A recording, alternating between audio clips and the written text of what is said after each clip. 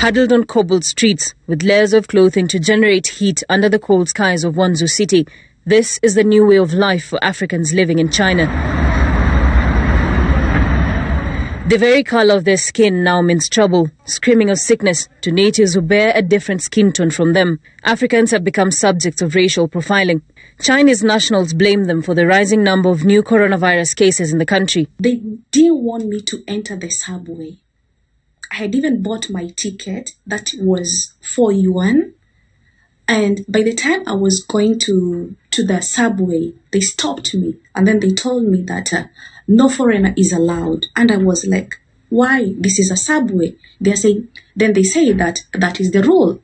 Then who am I to argue with the locals? I complied.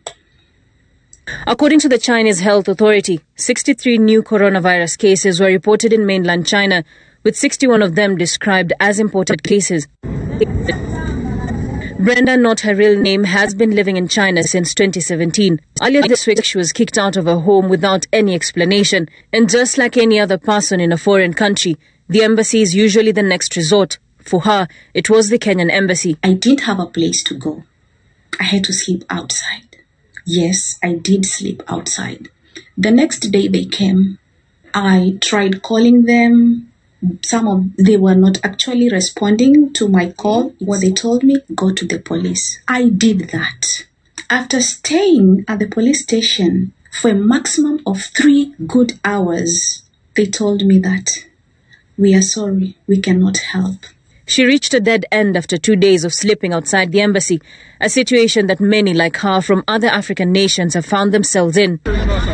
This video shows Chinese police officers escorting people of African descent from a place they had set apart for themselves. I know of 2 pregnant ladies. One is 8 months pregnant, the other is 6 months pregnant. They cannot access hospital. Patricia, also not her real name, was lucky to have escaped the eyes of Chinese nationals who came knocking in her house earlier today. Our conversation on phone revealing just how scary everything is. So the moment they have come, mimi nimejificha. So sahi niko kwa nyumba, the rest wametolewa, wanasema ati wanawapeleka quarantine for 14 days.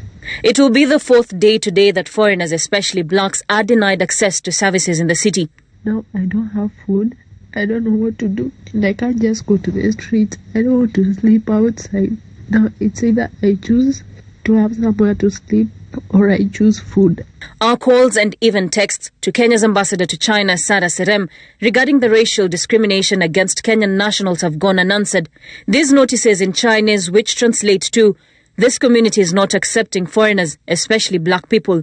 If you've rented a house to a black person, quickly get in touch and let them leave, have been the source of all evictions. And we are 3 there. Brenda got lucky. She is housed by a Zimbabwean national in this small space where they're living with one more person. She might be lucky, but a majority are not. Keep testing us around. Everywhere we They hope that the Kenyan government will come to their rescue before things get worse. Raquel Mugai, Citizen TV.